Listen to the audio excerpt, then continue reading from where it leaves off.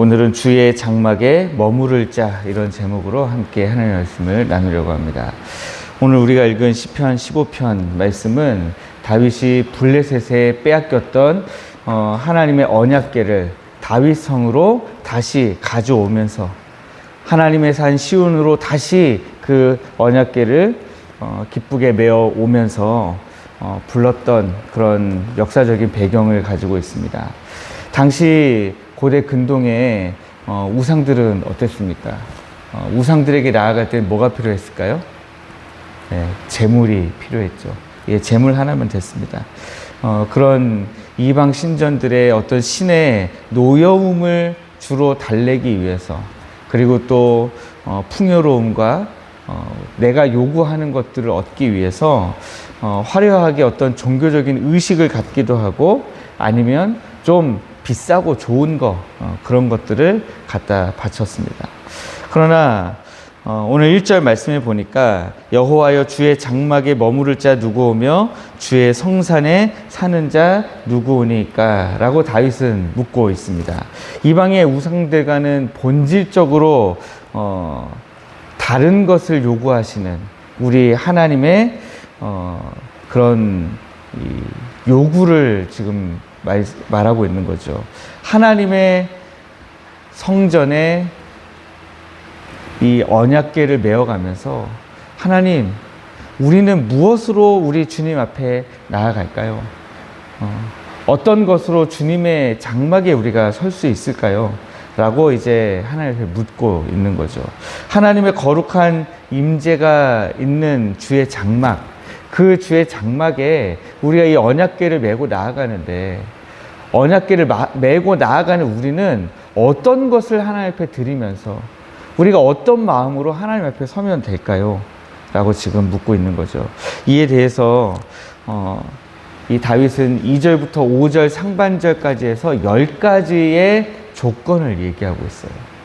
우리가 하나님 앞에 나아갈 때에 그 사람은 어떤 사람이어야 되는가? 10가지를 이야기합니다. 2절 말씀에 보니까 정직하게 행하며 공의를 실천하며 그의 마음에 진실을 말하는 자. 참된 예배자의 됨됨이는 내면의 진실에서 시작해서 어떤 정직한 행동으로 이어지는 거죠. 그리고 3절에는 또 이렇게 이야기합니다. 그의 혀로 남을 허물하지 아니하고 그의 이웃에게 악을 행하지 아니하며 그의 이웃을 비방하지 아니하며 라고 선언하고 있습니다. 하나님의 앞에 나아가는 자는 이래야 된다는 거죠. 공동체를 파괴하는 언어의 죄악, 단호히 끊어내고 가장 가까운 이웃과의 관계 속에서부터 거룩함을 증명하는 자, 그 사람이 하나님의 성산에 주의 장막에 설 수 있는 자다라고 이야기하는 겁니다. 4절 말씀에 보니까 그의 눈은 망령된 자를 멸시하며 여호와를 두려워하는 자들을 존대하며 그의 마음에 서원한 것은 해로울지라도 변하지 않는다 그랬습니다. 사람의 눈치를 보면서 기회주의적으로 사는 것이 아니라 손해를 좀 보더라도 하나님과 사람 앞에 맺은 약속을 끝까지 뚝심 있게 지켜내는 겁니다.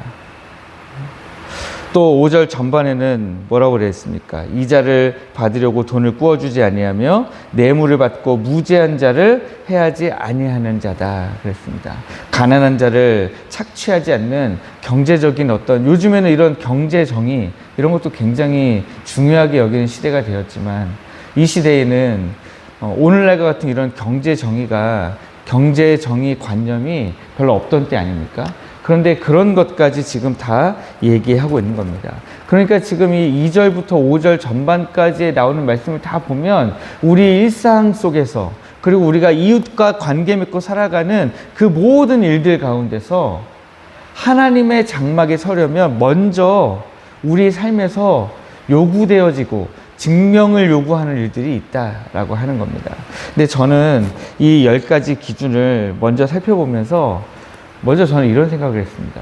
이 10가지를 다 어떻게 지키고 살지? 예, 거의 10계명과 같은 그런 기준으로 저에게 다가왔습니다. 그냥 여기에 나오는 것 중에 하나만 보더라도 손해 볼 것 같더라도 내가 내 자리를 지켜야 된다. 손해볼 것 같더라도 내가 그 안에서 변하지 않아야 되겠다. 라고 마음 먹는다 할지라도 실제로 그렇게 할 수 있는가 하는 것은 또 별개의 문제인 거죠. 이웃에 대해서 비방하지 않아야 되는데 정말 우리 입술에서 단 한마디도 비방하지 않을 수 있는가. 예. 이게 사실 굉장히 어려운 문제입니다. 그래서 그렇게 하지 못하고 있는 저의 모습을 발견하기 때문에 만약에 이 조건을 갖춰야만 1절의 말씀대로 주의 장막에 머무를 수 있고 주의 성산에 살 수 있다면 이미 탈락을 해버렸네요? 라는 생각을 하나님 앞에 하게 되었습니다. 그런데 우리가 이 말씀을 보면서 이런 생각을 하셔야 됩니다. 이 말씀은 하나님의 나라에 들어가기 위한 입장 티켓처럼 생각하시면 안 되는 거예요. 입장을 하기 위한 조건이 바로 이 10가지 조건이다 생각하시면 안 되고, 하나님의 나라에 예수 그리스도로 말미암은 은혜로 구원받은 자들이 이미 들어가서 살 때에 하나님께서 그 사는 자들에게 요구하시는 것이 바로 이 10가지라는 거예요. 이 10가지 제목은 우리가 우리 스스로의 힘으로 만족할 수가 없는 겁니다. 하나님의 이 요구를 만족해야만 주의 장막에 머무를 수 있는 것이라면 우리는 아무도 주의 장막에 머무를 수 없고 주의 성산에 살 수 없다라고 하는 것입니다. 그런데 예수 그리스도께서 이미 이 조건을 다 만족하시고 우리 주님이 우리를 대표해서 앞서서 먼저 가셨어요. 가시면서 말씀하시는 거예요. 내가 했으니까, 내가 너희들 대표로 했으니까 나를 보고 따라와 라고 이야기하는 거죠. 이번에 월드컵 축구를 보면서 저는 이제 경기를 3경기 중에 1경기 봤을까요? 나머지는 하이라이트로도 잘 안 봤는데요. 한 경기를 봤는데 그 경기를 졌어요. 졌는데 여러분 어떤 생각을 하셨습니까? 우리가 졌다 라고 생각하셨잖아요. 뛴 건 선수들이 뛰었는데 그 패배감은 우리 모두가 느꼈어요. 그죠? 우리가 멕시코라는 나라에 졌다. 네.